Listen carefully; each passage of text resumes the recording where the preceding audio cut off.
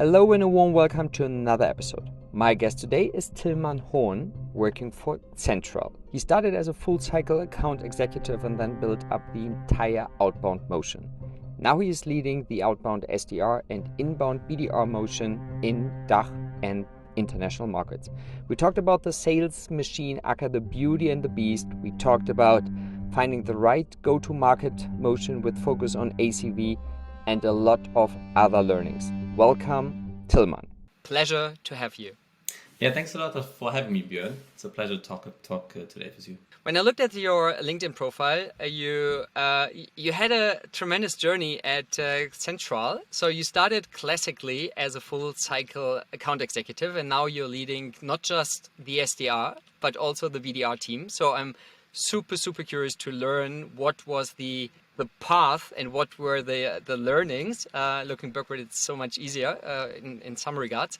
So let's jump into it and give us a little bit of context what you did as an account executive and then the decision to build up a sales machine, aka the beauty and the beast. Yes, with pleasure. So thanks a lot again for having me, and it's great to speak about one of my very topics that I really like and enjoy doing.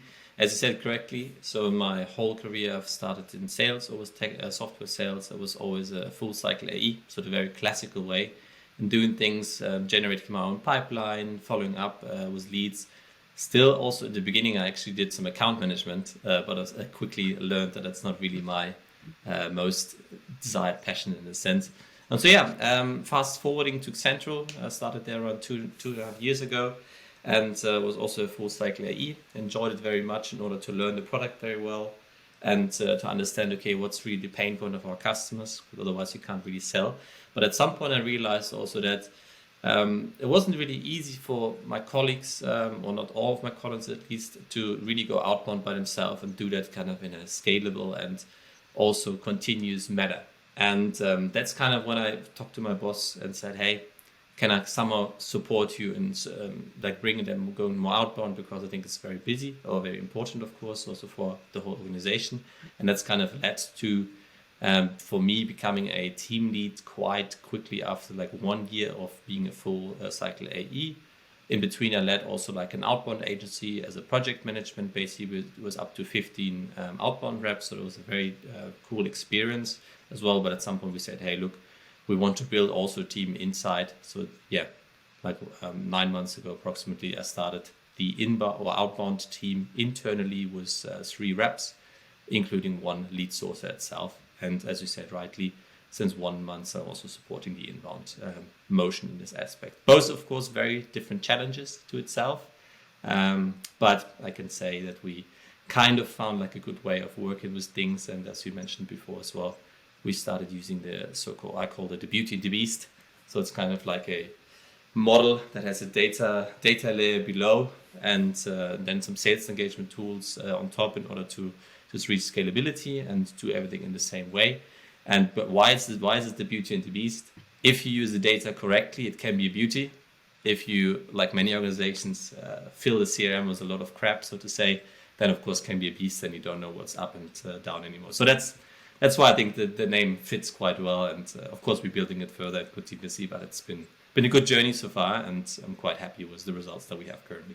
All right. Sounds super interesting. Before we dig into tech stack alignment and a lot of topics which might be of high interest, I know that you are a great fan, and I'm too, from Winning by Design and the go-to-market model. And looking backwards, we talked about ACV, sales motion. Is it full cycle versus 2 stages? So what did you learn, and what would you do differently if you could restart the process again? Yeah, very good question. So indeed, the Winning by Design model is super interesting, maybe also for the listeners. I mean, it's mostly about, what's your ACV? So between 5 and 150K, for example, and of course your deal sizes. So looking back at where we started as a software startup, of course, our pricing changes once in a while. That's quite normal. And it was also bound to this go-to-market model. So when I started being an AE, our pricing was around, let's say, 5,000 to 8,000 ACV. In the smaller accounts, let's say up to 20, 25, 30 ACV.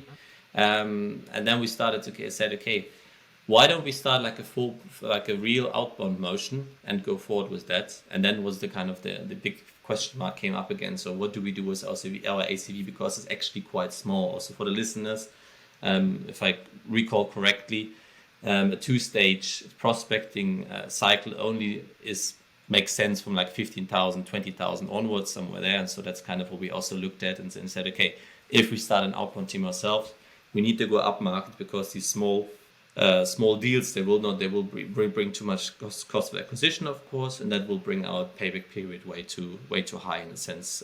And yeah, that's what we kind of did. So we changed the pricing a bit, and now the outbound team are leading. We focus mostly on bigger accounts for our side, which is between 10, 15, 20, 25,000, somewhere there, or more, of course.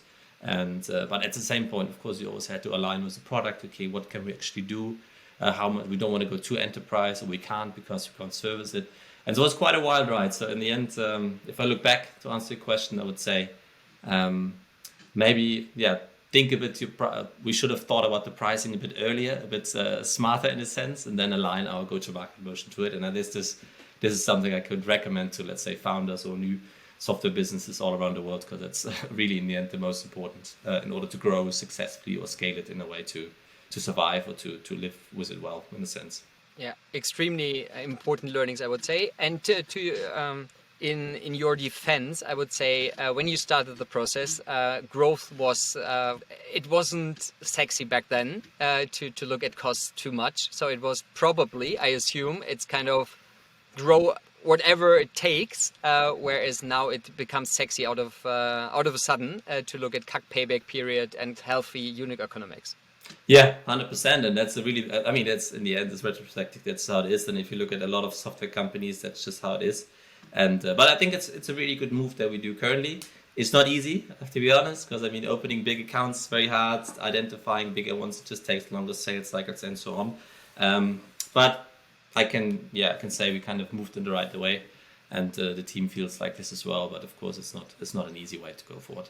All right. So then when we look, because now you are leading inbound and outbound BDR and SDRs, I think you have 3 each as of now. I'm curious and intrigued, when you have your colleagues in marketing, do you have any kind of, how rigid are the target setting? Is there any SLA? What is the frequency in checking whether you are on track? Let's start with marketing, and then we'll proceed with the outbound motion. Yeah, that's no worries. I think both motions have a very different taste to it, so to say. So for myself, I see inbound as really speed is key. So as soon as you get inbound leads in, you have to really try to contact them as soon as or as fast as possible. On one hand, on the other hand, you have to be very rigid with yourself on qualifying, or better to say disqualifying accounts, because marketing is doing a very good job in, of course, filling your books with potential new customers that want to have free trials or demos and so on and so on.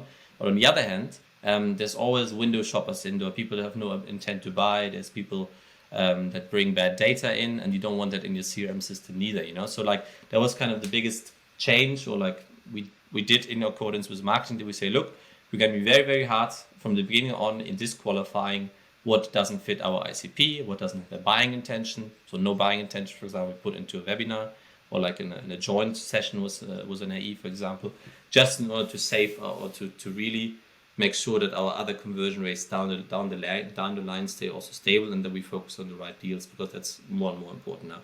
Coming back to how we align with marketing, so that was the first big alignment, that we say, look, we're going to be very hard on you. They're going to be a big NoICP bad data bucket, or disqualified bucket, of course, but it's also important because then they can feed their tools and try to steer the right customers or prospects into our funnels. And we do around, in the beginning, we did like a daily check-in, actually, like 15 minutes to see, okay, what's coming in? Is everything tracked well? Are the systems well set up? Are my BDRs on time as well, in the sense?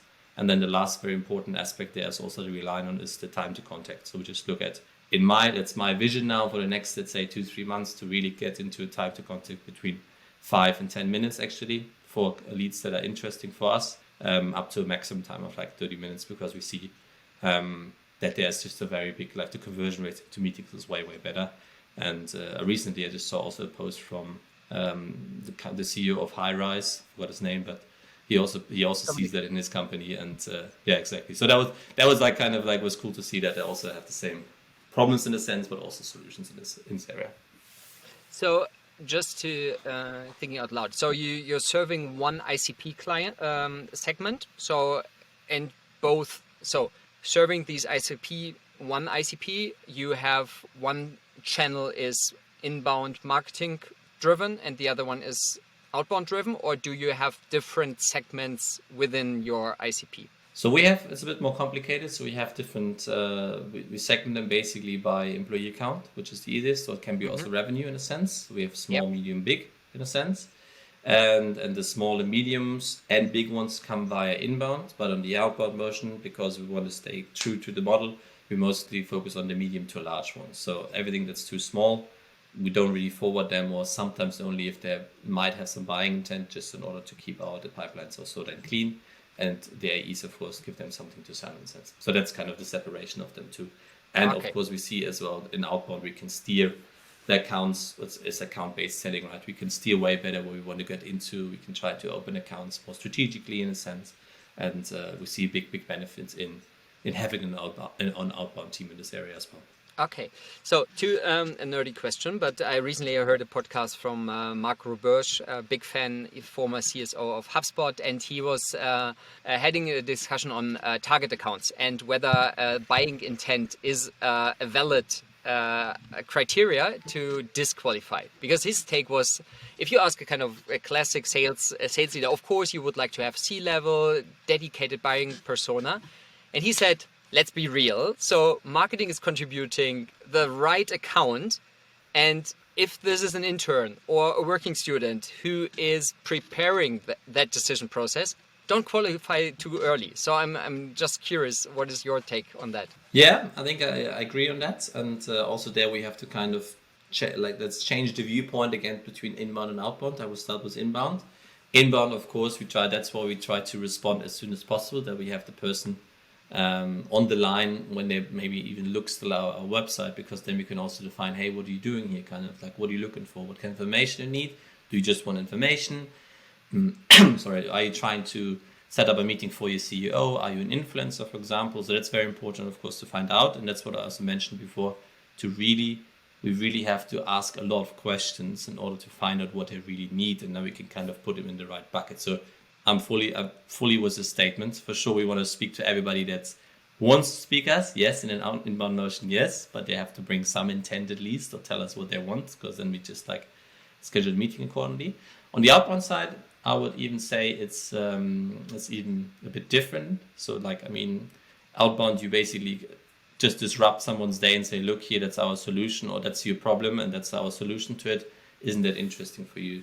So there we even a bit less disqualifying in this aspect in order just to get them into meetings. But they will have to bring a problem, So if they don't have a problem, then we've done our take on telemarketing, so to say. They know our name. We sent them an email. We nurture them further down the line. But in the end, of course, we want to try to speak to everybody. And then if it's an influencer or a CEO, it doesn't matter too much, as long as the influencer or the person that talks to us has the knowledge that we need, of course, knows the problem and the pains, and in the end has also some kind of influence or some kind of intent to really change these things internally. If it's 3 to 6 to 10, 12 months, that doesn't matter in the end, because it's quite hard, of course, to close these deals, but that's kind of the differentiations we do in this aspect. All right. So just one last point for the marketing section.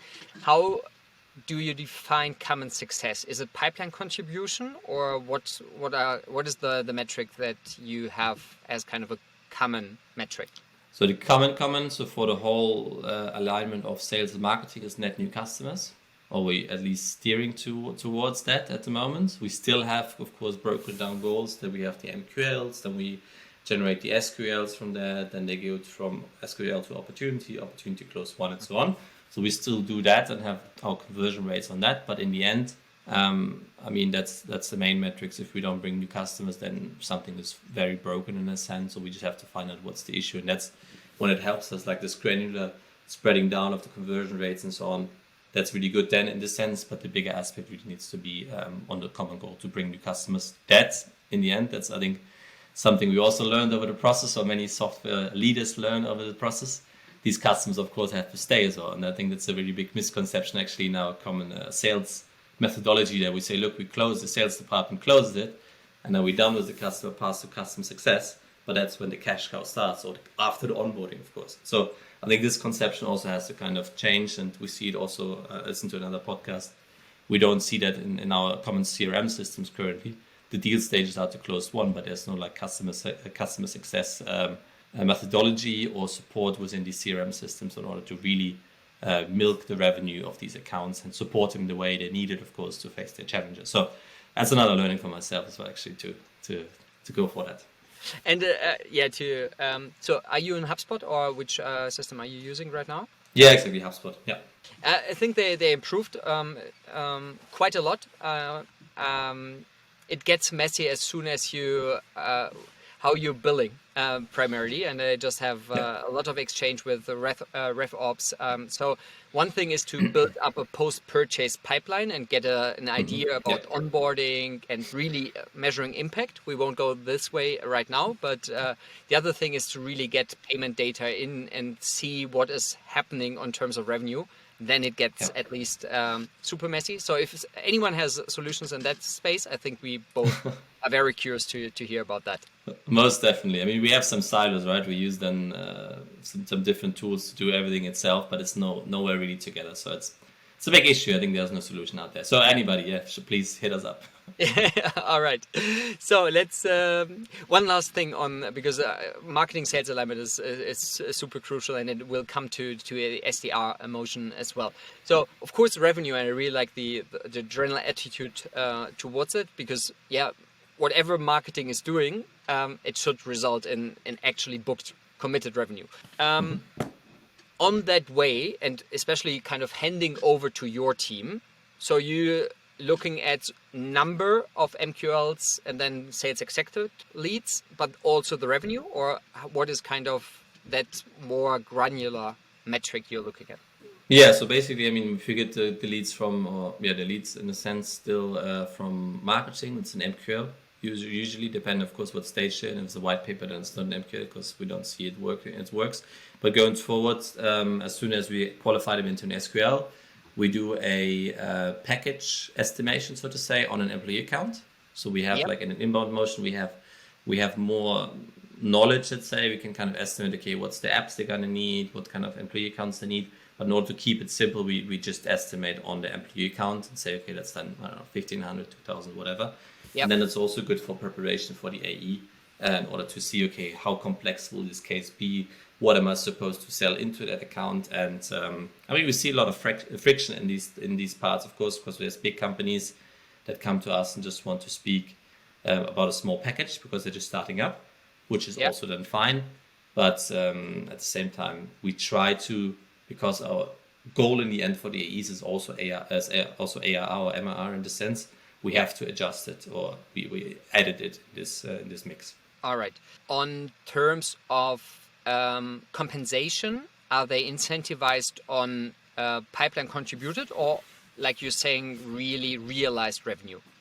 In this sense, it's more we talk about approved meetings, inbound and outbound, by both teams. So there we have different aspects that usually looked at. So one aspect is, of course, approved meetings. So the meeting has to happen. It can't be a no-show, that's clear. Yeah. And there needs to be the basic qualification needs to be met. So that there needs to be some kind of problem. There needs to be a buying intent in this aspect. So that's one aspect, is approved meetings. That's just waived or weighted in one specific way. And then afterwards we have an MRR aspect as well. So we have the estimated MRR that we have, or that's actually then in the end became an opportunity. I would say, call it opportunity amount maybe. It's a better way to define it. So that's the main two targets. The SDRs and BDRs have it as well. But in order to also currently to encourage activities, for example, we also added a small activity goals in there, for example, that is like small bonus packages, for example. So that's just a little add-on for the SDRs, BDRs. So you have three, then number of activities, number of set meetings, accepted meetings, and then pipeline contribution, or kind of... Yeah, basically, opportunity value, I would say. Exactly. Yeah. Mm-hmm. And the split between numbers and value, does it change over time when you hire, so get new people onboarded? Is it that you have reduced targets, or is it more you start with numbers, so book meetings or activity, and then develop over time into value? At the moment, we're still doing it the same target setting, and we just give it a ramp basically. So you have like 60-70% of the targets you carry, or you have like a guarantee, depending, of course, how it's negotiated. In order just to keep it quite simple also for accounting. Because we have like, in the end, we have like 12, 15 reps, sales reps, so account executives, BDRs, SDRs. And so end of the month is quite a lot of hassle to approve all the meetings, to go after all the deals that we talk about, and so on and so on. And so that's why we try to keep it as simple as possible and go forward with that. So usually we have two metrics. Sometimes we add like the third one, just to give a bit more push into our pipeline, to give some more motivation in this aspect.